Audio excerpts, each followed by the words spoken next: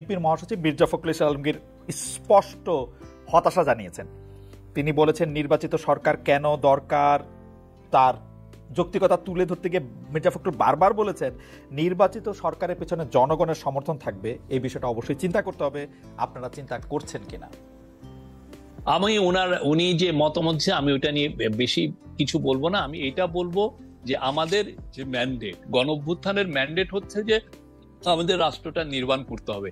সে আলোকে এই কমিশনগুলো করে দেওয়া, আর এই কমিশনগুলোর রিপোর্টগুলো দিবে 31শে ডিসেম্বরের মধ্যে।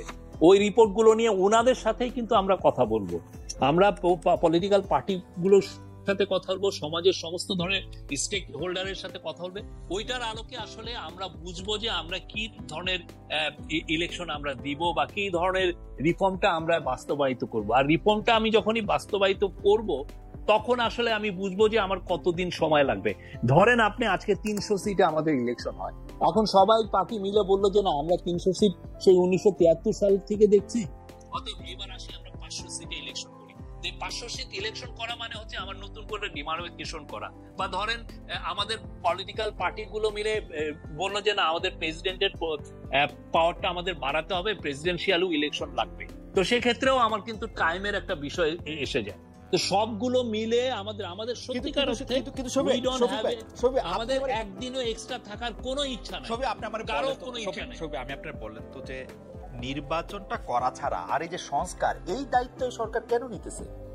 মানে এই বিকজ এইটা আমাদের ম্যান্ডেট, আমাদের গণঅভ্যুত্থানের ম্যান্ডেট এই একটাই। কি সেটা? যে আমাদের শুধুমাত্র যে নির্বাচনের কথা আসছে তা না, এরা আসছে এই জন্য যে বিকজ আমাদের পিছনের ইতিহাসটা খুব খারাপ।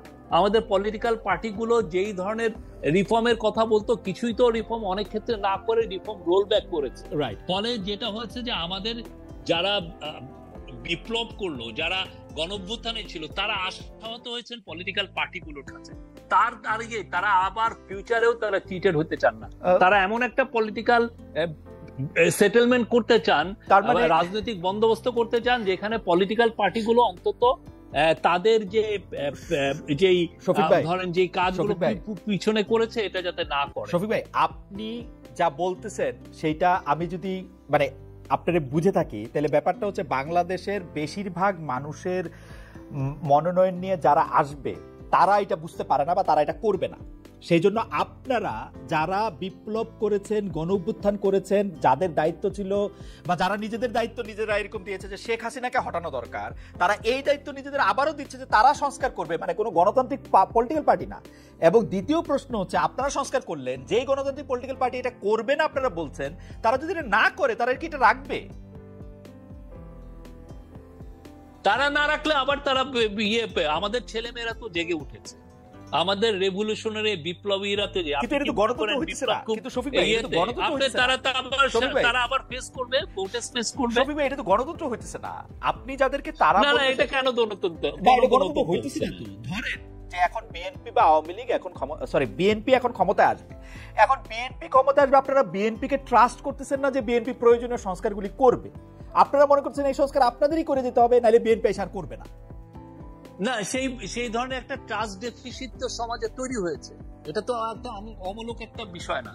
এই ট্রাস্ট ডেফিসিট তো আমাদের পিছনে। আপনারা 1991 সালে আপনি 90-এর এরশাদকে আমরা আউস্ট করার পরে, এরশাদকে সরিয়ে দেওয়ার পরে যেই পলিটিক্যাল বন্দোবস্ত হলো, সেটা তো আমাদের 100 বছর চলে যাওয়ার কথা, কিন্তু আপনার তো সেটা হলো না। আমরা এই জায়গাটায় কেন আসলাম, কেন আমার এই স্বৈরাচার একটা তৈরি হলো? এটা কারণ আমাদের একটা পলিটিক্যাল ফেলিউর ছিল। যেই জিনিসটা আমাদের স্টুডেন্টরা, আমাদের আপামর জনসাধারণ এটা জানছে। তারা দেখেছে যে তারা গত 15 বছরে ভালো মতো ভোট দিতে চায়নি। তো তারা এই যে তাদের আকাঙ্ক্ষাটা তারা ওয়ালে লিখে দিয়েছে যে আমরা রাষ্ট্র মেরামত করতে চাই। এবং তারা বারবার এই কথা, সেই 15 বছর তো সেই 15 বছর তো আওয়ামী লীগ শাসন করলো, তো সেইটার দায় বা সেটা যে বিএনপি কখনো কিছু করবে না সেটা বিএনপির উপর দিতেছে কেন ওরা?